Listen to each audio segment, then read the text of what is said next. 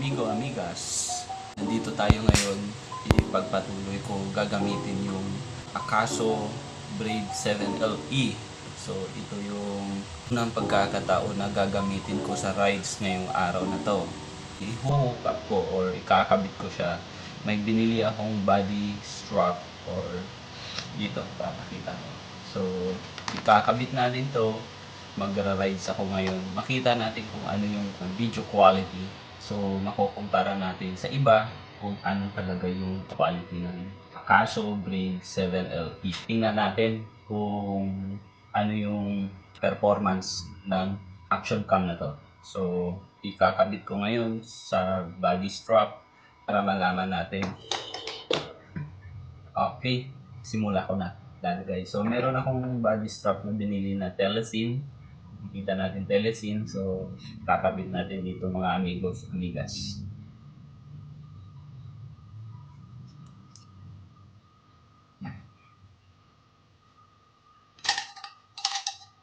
So gagamitin natin siya ng J-hook.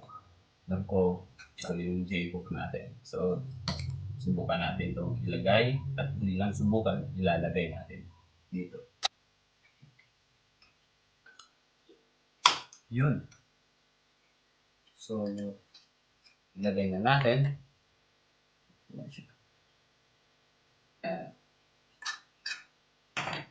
At ito yung camera action cam natin na Akaso Braid 7LE. Lalagyan natin ng battery.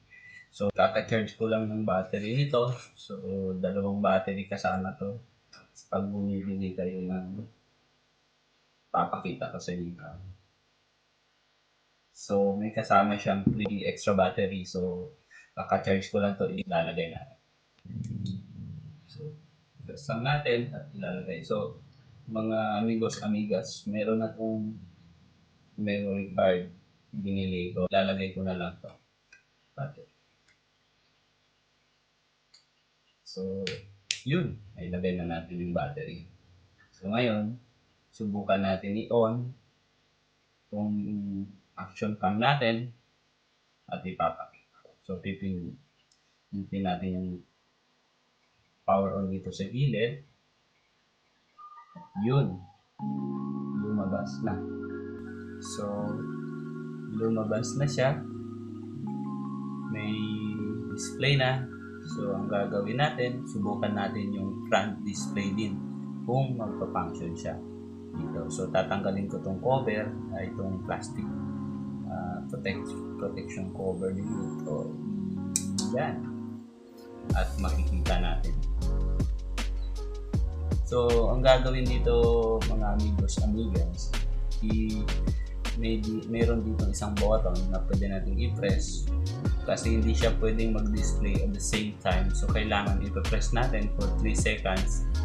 Magsi-switch tong display dun sa harap. Yun. So nakita nyo po, nandito na yung display sa harap.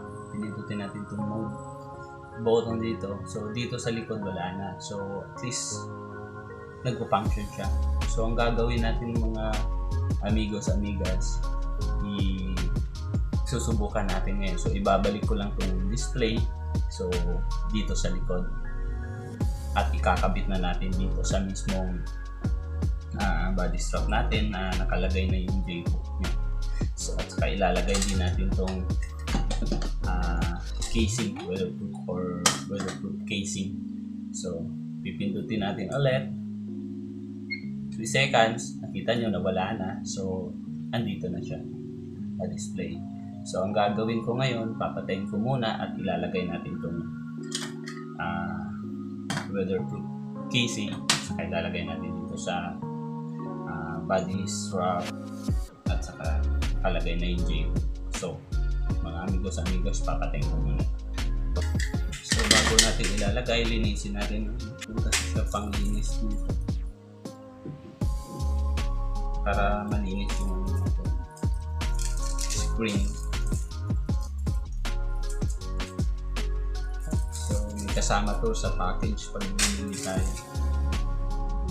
So linisin muna natin. So ko alam kung may iba pang technique, so ito lang muna yung gagawin ko sa yung stroke, yung paglilinis sa screen, lalo na dito sa harap. Yan.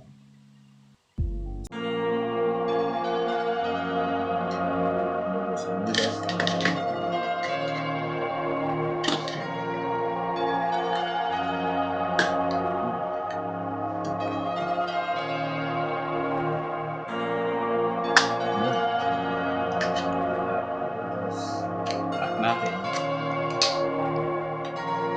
Tatanggalin ko itong AC. Hindi naman kailangan. AC ko din.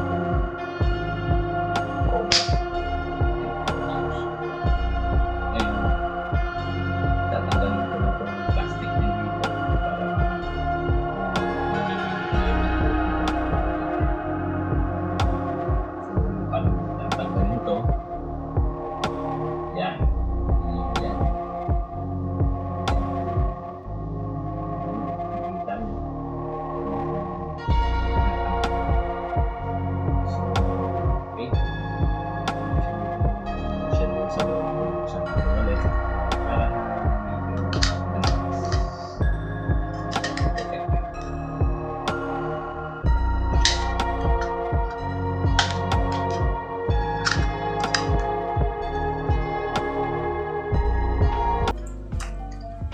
press nyo lang maayos, ingat lang baka mabalik. So lalagay natin dito.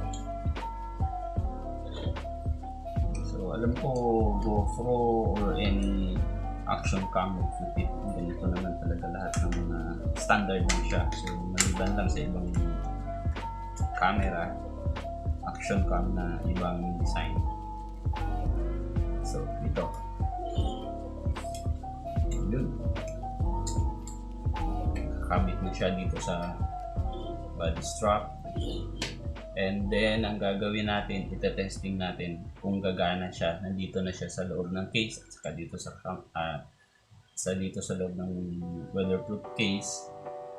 Tingnan natin kung magpa-function kung mga buttons dito. So subukan natin i-on. Yeah, gumana siya. So pakita ko yung sa likod, meron na. So lilipat natin dun sa harap yung screen display.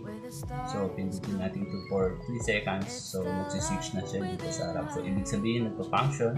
So nakikita natin na gumana siya gamit tong mga button. So babalik ulit sa likod. Yun. So dito na siya. Papatayin natin ito. Or yes, gumana yung button dito at saka dito. So yung dito kasi recording. So kung gagawin ko mamaya na natin kung pipindutin ito yung recording button. So subukan ko din na magre-record mamaya. Subukan natin gamitin ito. So first time kong gumamit ng ganitong action cam. Although may action cam ako nakaraan, so wala ang ganito. Subukan natin walang remote. Mamaya subukan natin ito ilagay sa list natin. So pag nagra-race na tayo, kita ko sa inyo or ipapakita natin or titignan natin kung ano yung quality ng video ng Akaso. So mga amigos, amigas, so tingnan natin kung ano yung magiging quality ng Akaso Brave LE7. So mga amigos, amigas, see you.